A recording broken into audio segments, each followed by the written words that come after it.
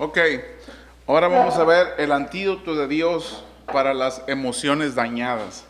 Acuérdense que en la escuela dominical estamos viendo el asunto ¿de qué? Del abuso, ¿verdad? Entonces vamos a ver ahora el antídoto de las emociones dañadas. Entonces vamos al libro de los Salmos, capítulo 23, versículo 3. Salmos 23, versículo 3.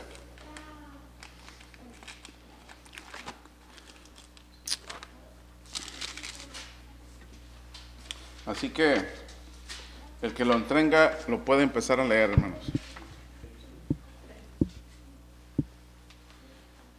Me infunde nuevas fuerzas, me guía por sendas de justicia, por amor a su nombre. O sea que este es un versículo, hermanos, que nos habla de un alma como restaurada. Entonces, vamos a ver el antídoto para las emociones dañadas, y ustedes pueden ver una persona, cómo miran a esta persona en este cuadro. Deprimida, ¿verdad? Dañada. ¿Qué más? Baja estima. ¿Cómo? Aislada, baja estima. ¿Qué más? Desolada. Ok, entonces vamos a hablar, ¿verdad? La idea de poner estas fotos es para conectar lo que estamos nosotros viendo. Entonces, el antídoto de Dios para las emociones dañadas, como este Salmo 23, versículo 3, nos está hablando de cómo nuestra alma es periódicamente restaurada, o sea, nuestro ser interior. Cuando somos heridos, cuando somos dañados, como la persona en esta foto, cuando somos lastimados, ¿verdad? Entonces, cómo este salmo, ¿verdad? Nos va enseñando cómo ir nosotros restaurando nuestra vida a través del poder de Dios. Podemos haber fracasado, podemos estar frustrados en medio de un problema, de una batalla, podemos estar en medio de una basura emocional, pero Dios quiere algo importante para nosotros. Dios quiere que restauremos ¿qué? Nuestra alma. Entonces, ¿cómo Dios va a hacer esto en nuestras vidas? Esa es una pregunta que ustedes deben de poner por ahí. ¿Cómo Dios va a restaurar nuestra vida? O sea, ¿cómo Dios va a restaurar mi alma? Y simplemente acuérdense que vamos a partir de la palabra cambio. Así que acuérdense que Pedro dice, arrepiéntanse y bautícense, ¿verdad? Abran sus Biblias en Hechos, capítulo 2, Hechos, capítulo 2, versículo 38. Hechos 2:38, ¿qué dice? El que lo encuentre primero. Hechos 2:38. Amén.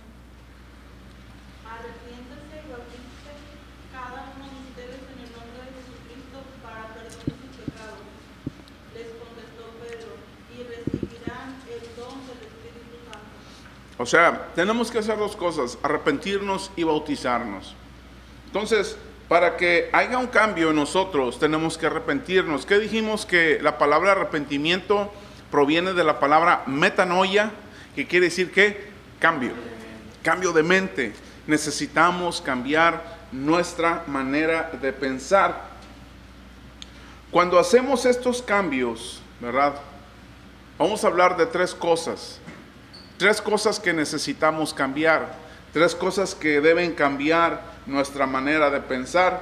Y la primera cosa que vamos a hablar es permitir que Dios, pueden escribirle ahí, permitir que Dios quite mi culpa.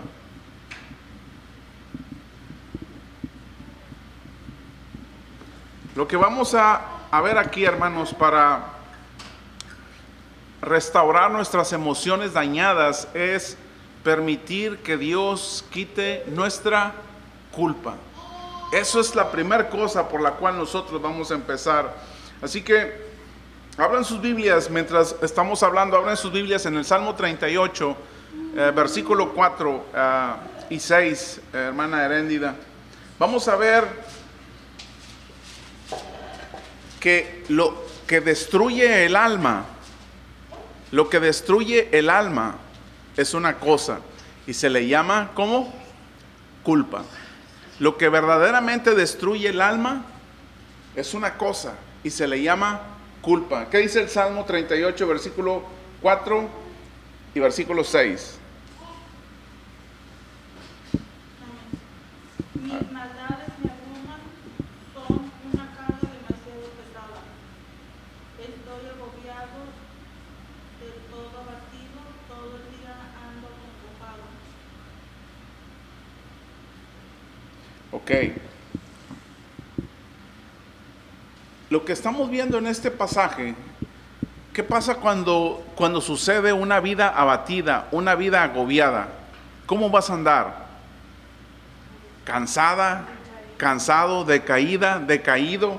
O sea, todos estos situaciones se van a producir en una vida llena de culpa. Ahora, existen dos problemas con la culpa. O sea, vamos a ver dos problemas que existen con la culpa. Si ustedes le dan vuelta a su folleto, van a encontrar que existen dos problemas con la culpa. Número 1, todos nosotros, si quieren escribirle, todos nosotros tenemos muchas razones para sentirnos culpables. Todos nosotros tenemos muchas razones para sentirnos culpables. Esa es uno de los problemas de la culpa. ¿Por qué? Todos nosotros tenemos muchas razones para sentirnos como culpables.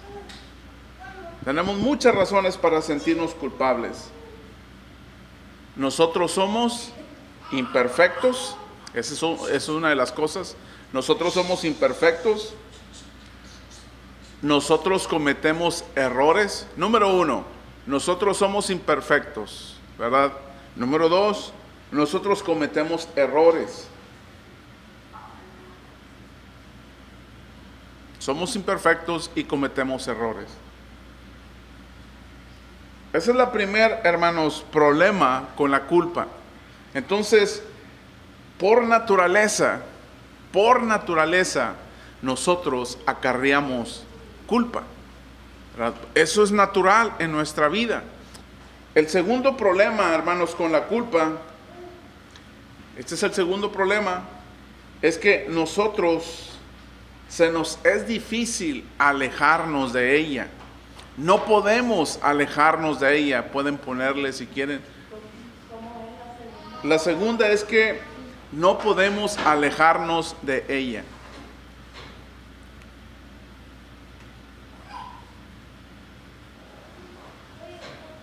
Cuando dice de ella, ¿qué se refiere? A la culpa.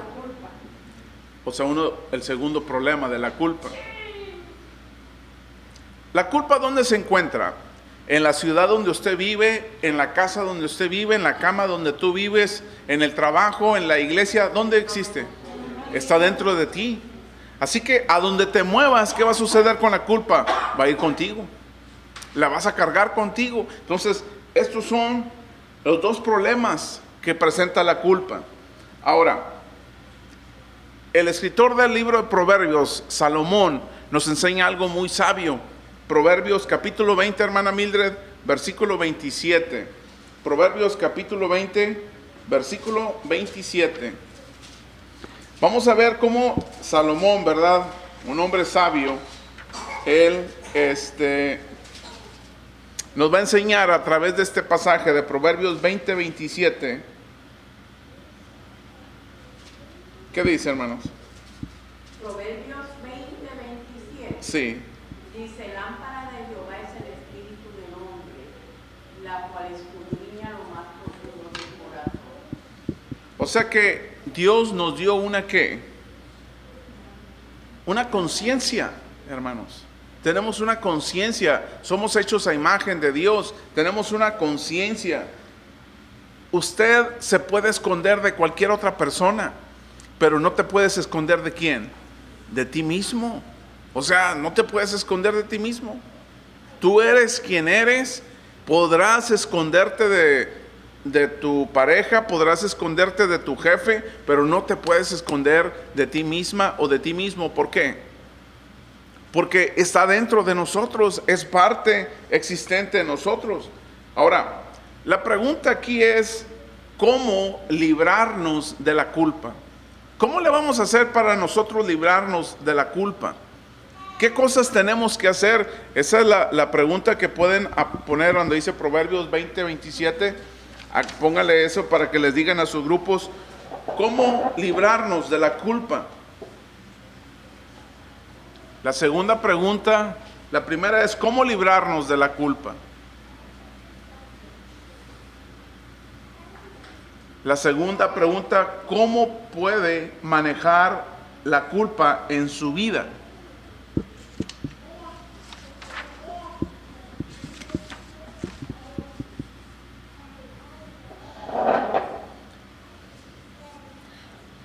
Usted puede negar la culpa.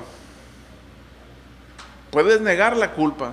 Pretender que la culpa no existe. Puedes enterrar la culpa, ¿dónde? En el pasado. ¿Funcionará eso, hermanos? No funciona. Esto no funciona. ¿Saben cómo es la culpa? Sigue viva y en un momento dado, ¿qué hace la culpa? Resucita. Cuando pensamos que la culpa ya está enterrada, ya está muerta, llegan a nuestra mente otra vez esos momentos de ¿qué? De culpa. Llega otra vez a nuestra mente a apropiarse y ¿qué sucede? Otra vez viene la culpa a nuestra vida. Quizás usted va a querer hacer muy pequeña la culpa. No fue nada lo que me hiciste, no te preocupes, todo está bien, no te preocupes. No es gran cosa lo que está sucediendo. El problema es, ¿por qué entonces tú sigues recordando esas cosas que en el pasado te dañaron y que te crearon una culpa? ¿Por qué entonces no puedes olvidar? ¿Por qué entonces no puedes olvidar lo que pasó? O sea que lo que estamos viendo aquí, hermanos, que el tratar de hacer pequeño o pequeña la culpa no funciona.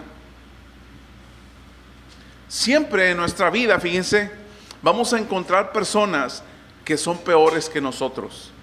¿Y sabe para qué existen estas personas o para qué en nuestra mente existen? Bueno, significa que racionalizamos. O sea, yo razono y digo, bueno, siempre que yo razono mi culpa, estoy tratando de convencer a mi corazón. Fíjese, siempre que usted razone su culpa, cuando te comparas con alguien peor, malo,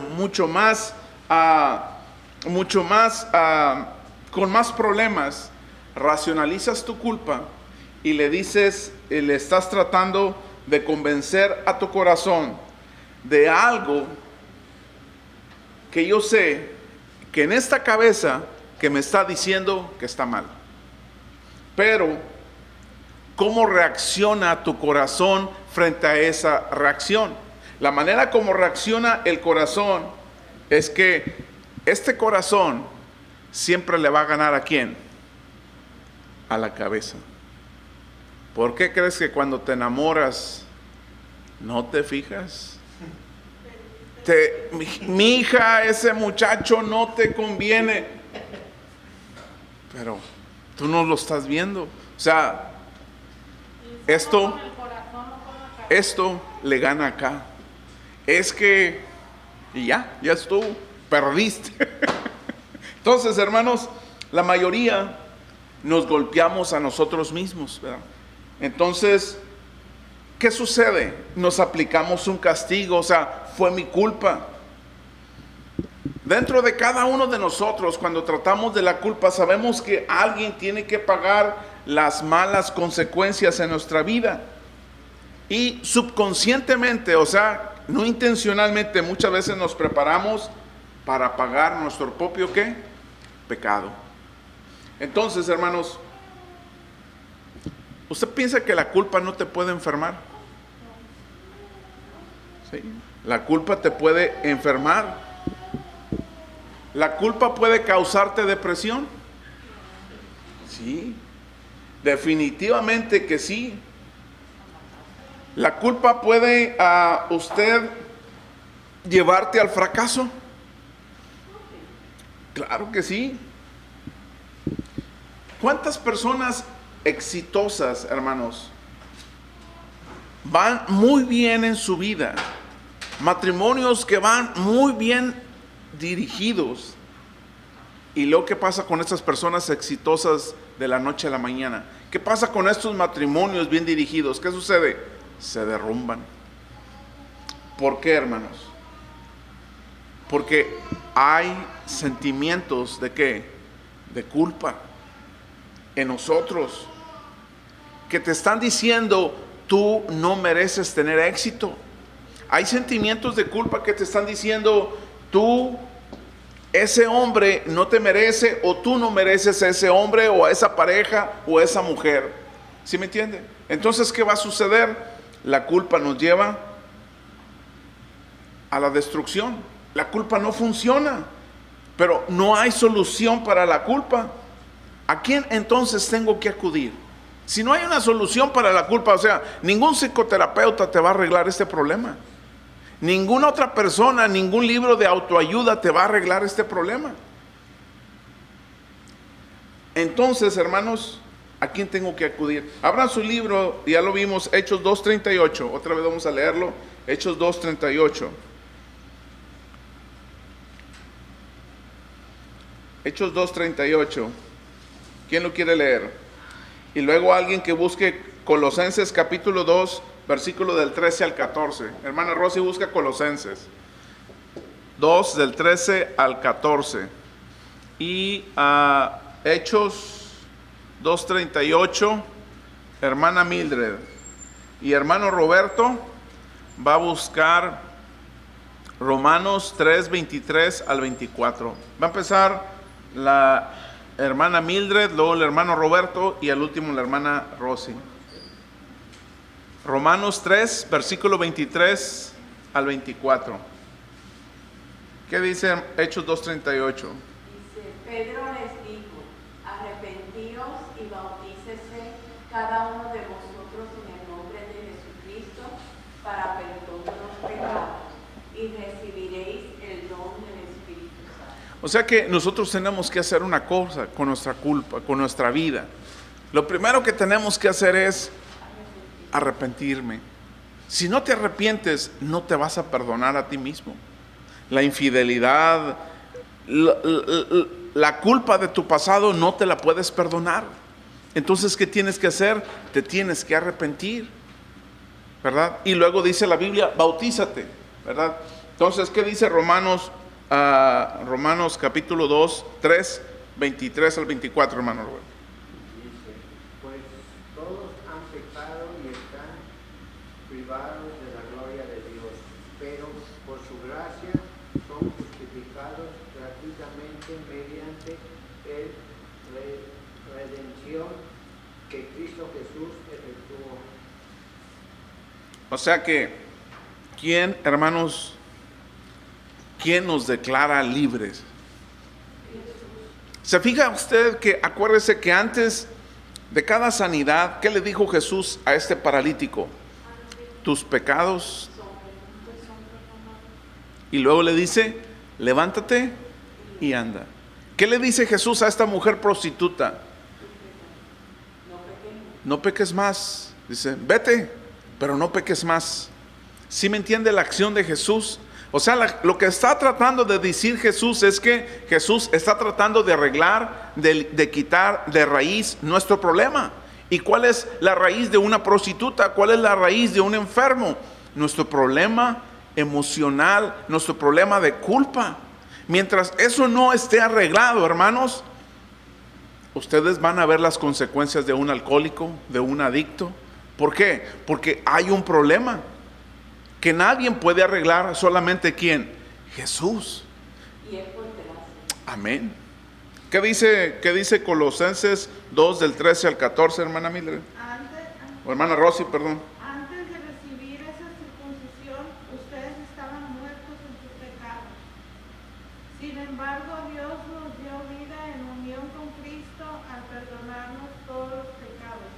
y anular la deuda que teníamos pendiente con los requisitos de la ley. Él anuló esa deuda que nos era adversa, clavándola en la cruz. O sea que lo que Jesucristo está haciendo aquí, hermanos, es que tomando mi culpa, tomando mi pecado, ¿y qué hizo Jesús en la cruz? Ahí lo clavó. Jesús nos quitó eso, hermanos, pero ¿qué tenemos que hacer nosotros? Arrepentirnos y bautizarnos, ¿verdad?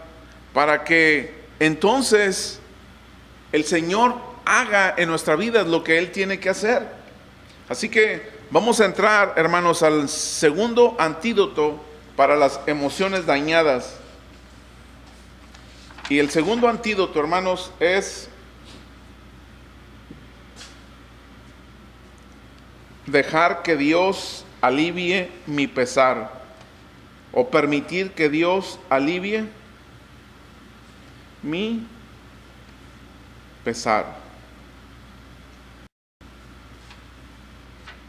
Permitir que Dios alivie mi pesar.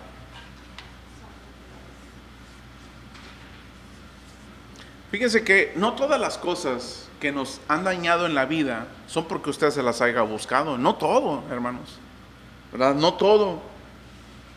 Algunas veces tenemos pesares que no hemos hecho, ¿verdad? Tenemos dolor que nosotros no lo hemos producido. Algunas veces se nos muere un familiar que nosotros amamos y nos produce un dolor, ¿verdad? Pero no fuiste tú, ¿verdad? Fue la misma vida, así es parte de nosotros que tenemos que morir. Hermanos, de esta manera, el dolor, las heridas, otras personas, el hecho es que en nuestra vida tenemos heridas. ¿Alguno de ustedes quiere decir alguna de sus heridas, hermanos? Así rápido que quieran mencionar alguno de sus golpes. ¿Te sientes sola? ¿Te sientes solo en la vida? Es una pregunta. ¿Alguien de ustedes quiere compartir algo? Déjame decirles una cosa, hermanos. Esto no es el cielo. Esto no es el cielo. Hay movimientos que te dicen, ven a Dios y todos tus problemas se van a acabar. Yo creo, no sé qué Biblia tendrán, pero no es real. O sea, esto no es el cielo. Los apóstoles vinieron ¿a quién? Vinieron a Cristo, entregaron su vida a Cristo y todos sus problemas se acabaron. No. La mayoría de ellos fueron ¿qué? Mártires. En otras palabras, hermanos, vivimos en un mundo de pecado. Y el mundo de pecado es un mundo ¿qué? Que no es perfecto. Nosotros no somos perfectos. Acuérdese, esto no es el cielo. Por eso algunos de ustedes experimentan ¿qué? Soledad. Se experimenta la soledad. Aunque tengan muchas amistades, aunque estés rodeado de personas, cuando experimentas la soledad, ¿por qué? ¿Alguno de ustedes quiere compartir algo? Bueno, hermano, yo cuando pequeña, que a mi papá lo situaron en Georgia, cuando él era militar, y a nosotros, pues, ¿verdad?, nos tuvimos que mudar y nos pusieron en la escuela. Yo sufrí, por ser latina, sufrí segregación en el salón de clase y mucho prejuicio racial. Y no fue porque yo me lo busqué.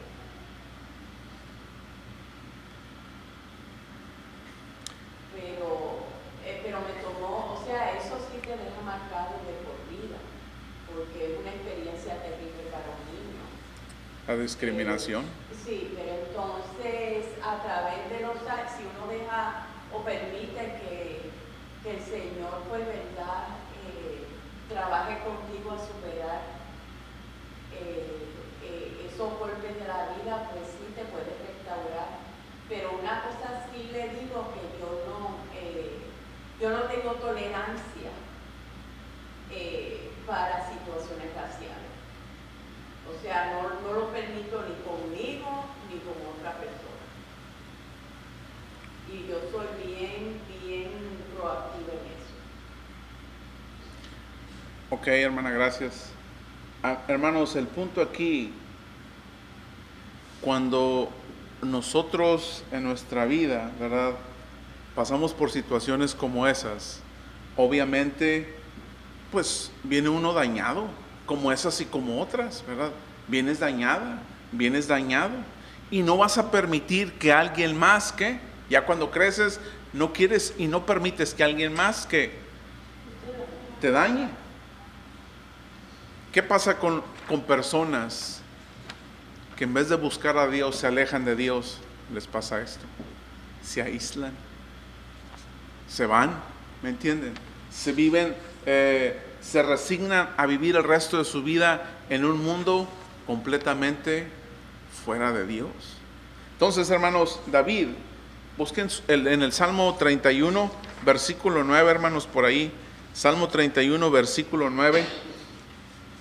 Vamos, 31, capítulo 31, versículo 9. Vamos a ver cómo David está familiarizado con el dolor, hermanos. Hermana Heréndida, ¿se lo encontró?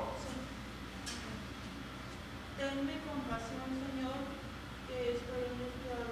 El dolor está acabando con mis ojos, con mi alma, con mi cuerpo. Está acabando, el dolor está acabando ¿con qué? Con su alma, y luego como consecuencia ¿con qué? Con su cuerpo. ¿Se fija cómo es el dolor? Primero destruye el alma y luego destruye el cuerpo. O sea que cuando ya tenemos diabetes, cuando ya tenemos, no sé, todas las demás enfermedades, ¿qué está sucediendo?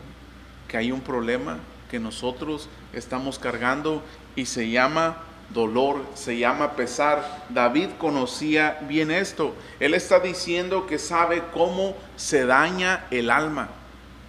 Así que, hermanos, algunas veces nos afligimos debido a nuestras propias acciones, obviamente malas, que tomamos. Nosotros hacemos cosas tontas y cometemos errores, porque no somos perfectos.